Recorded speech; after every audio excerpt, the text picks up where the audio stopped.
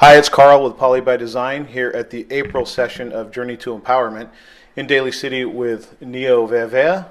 Neo, how you doing? We've heard your name and we finally ran you down. We get to ask you some questions. How's it going? I didn't do it. You didn't do it? No, I You didn't. clear denial. Yeah, I'm doing good. I'm doing well. Thank you very much. Good, good. So we've talked to a lot of different people. Your name has come up with Doris, with Nani Wilson, and several other people. So it was important for us to get to you and kind of talk about your journey. So how did you find your passion? You're somebody who's helping the community, who's out there, an activist, an organizer. How did you find your passion to do that? It was probably always with me. I worked 22 years in the hotel industry, and even during then, my part-time would be volunteer work. And it didn't matter what organization it was, as long as it was an organization I believed in, and that I would just volunteer my time. So it sort of like consumed me because I found more pleasure in doing that than an actual real job, which you gotta have a real job to pay your bills, right? So I think it's always been with me since I was a little kid that I was always wanting to help people. And whether that be moving tables and chairs around or just organizing to get something going, I always found it fulfilling. So How did you find that balance between, we always talk about following our passion and doing what we love, and then, like you said, everybody's got a budget, everybody has bills. How did you find that balance in your life? So you really don't. You really end up becoming doing a lot of work. And it just becomes so normal. Like you would do your 8-hour job, then you go home and do another 8 hours. And it just became kind of normal. And you would fit in family time, raising a kid, all of that within that 24-hour period. But I got tired of working, but I never got tired of volunteering, which was kind of a deal breaker when I had a relationship because I was spending a lot of time just doing community stuff and forgetting about, your other half or your parent or your kid. It was just something innate. So that balance has probably never been there. Yeah. I think that, and they're going to talk about tonight in the Journey to Empowerment session about, especially with caregivers, about making sure that your life is full so that you can be of service and finding that balance between having relationships Right. and doing what you love and doing your passion. So was there somebody early on when you first started getting into what you're, pursuing your love and your passion, that was a role model or somebody that picked you up and gave you inspiration when you were finding tough times or challenging times doing it? It was probably, like my mother, her sisters. She had 4 other sisters, and my grandfather, who played a very big, important role in my life as far as he was a pastor. But we would always have conversations outside of the church, like Samoa things, things that were relatable culturally, but not necessarily through the church. So I was always, picking his brain and teasing him, like, well, you can't do your pastor work and also believe in Samoa because it's a country. And he always found an equal balance between the two. So I think I kind of took that from him.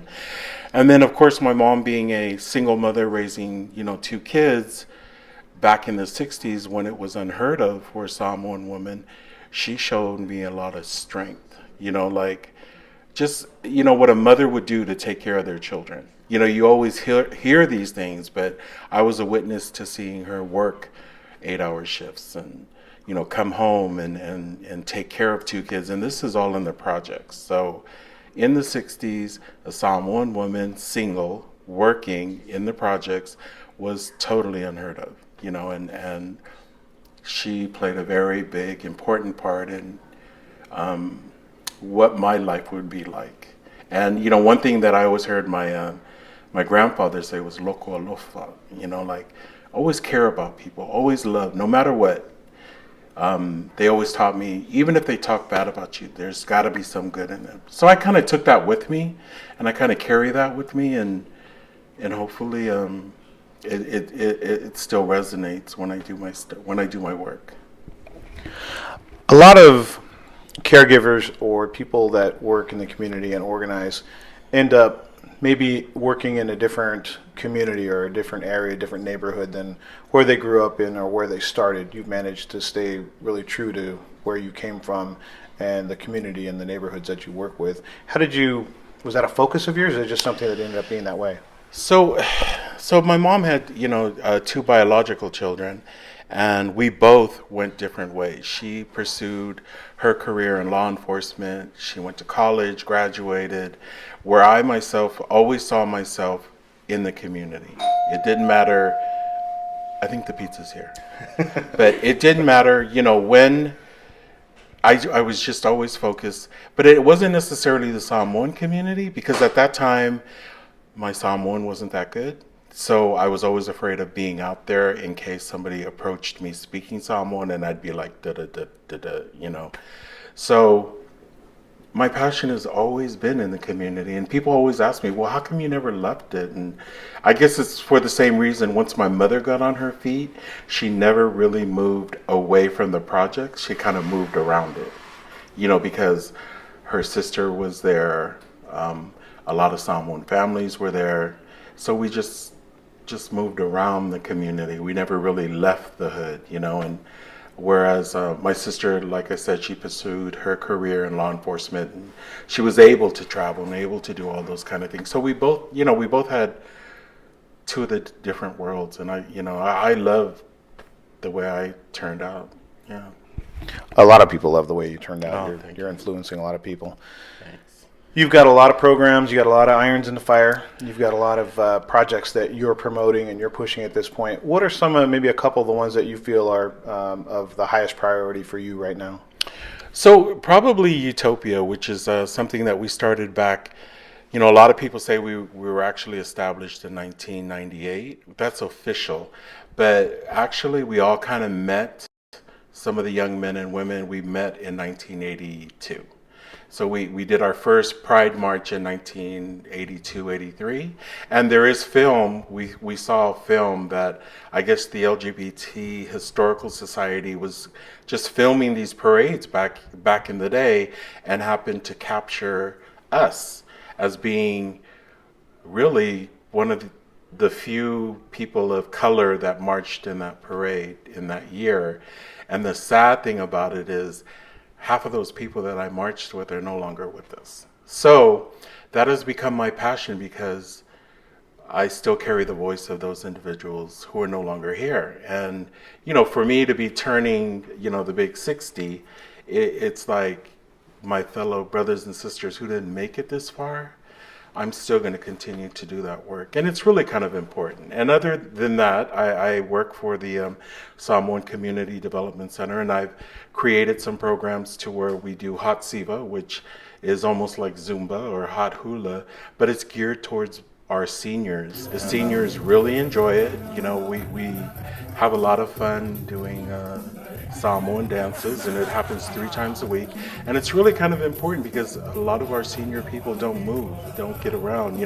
They play bingo, they sit there, they go to church, they sit there. With Hot Siva, we're up and about 3 days a week, and we've started to film that and put it out on social media, and people just love to see 60, 70, even 80-year-olds, getting up and moving and dancing to the music of our culture. So those are kind of some of the projects that I'm doing, and also a support group that we have every week just for the general PI community. A lot of things going on, and so this interview is really focused around role models, and you of which is, being one. Is there anybody that comes to mind if we were going to say, hey, Neo, who would you call out as being a role model right now for the community doing something right that people can find inspiration for? Who would that person be? There's probably a couple. Two that come to mind is Danny Boy. He is a voice that needs to be heard in our community. I know he's down south, but he is somebody that I've been watching, and I could see that he's very passionate and powerful speaker. There's also Spulu, who is a choreographer, and I admire him because there are no boundaries in what he does as far as a Pacific Islander. He's just out there doing what he loves to do, which is dance and performance art, but yet still keeping his culture close to him. And it's kind of important that we cradle and really guide the youth of today, for the simple reason is that, we've laid the groundwork, right? It's important for them to recognize that. Like, you can't start from here without knowing what happened back there. And I think with those two individuals that I have mentioned, they've learned to understand the history behind whatever movement that is happening within our community and bringing it forward into what's happening today. Because really, there were a lot of voices back in the day were stifled because of their color, because of the time of the 60s and 70s. And we don't see a lot of young people carrying that and honoring that, and recognizing the fact that the ground that they're walking on was made possible through those people behind them. So those two individuals, I really, really have faith that they're going to be some really dynamic leaders. And of course, my homegirl, Nani Wilson, who just does not stop bothering me with community. So I kind of tell her we need a life, okay? We can't be doing this 24/7, but that is our passion, and she's another person that I really admire, her work also. So very important to know where we came from, so we can understand where we're going. Exactly. Danny boy, Spulu, we're going to come find you and put you in the seat and ask you these questions. Yeah, we coming for you. Is there any social media? So how do you, being a role model and people seeing the interview and understanding what you do and what you represent, how do people get a hold of you if they need to, like social media? So I think I'm like my nieces and a lot of people say I'm probably the only person in my age group that has like Snapchat and Instagram and Facebook and Periscope. So all of those social medias I think it's very important for the older generation to understand that, so we know what the younger generation is talking about. But I could be reached at veavea@gmail.com, also at SCDC, also through Nani Wilson. It's not hard to find me. You can Google my name and you'll see a phone number. A lot of times people ask me, why do you put your personal phone number and personal email on flyers and stuff? Because how are people going to get to know what you're doing if you just put a work number when they're closed, after 5? All right, brother, glad we finally got to catch up with you and ask you these questions. Thank you so much for having me. Thank you, Neil. Thank you.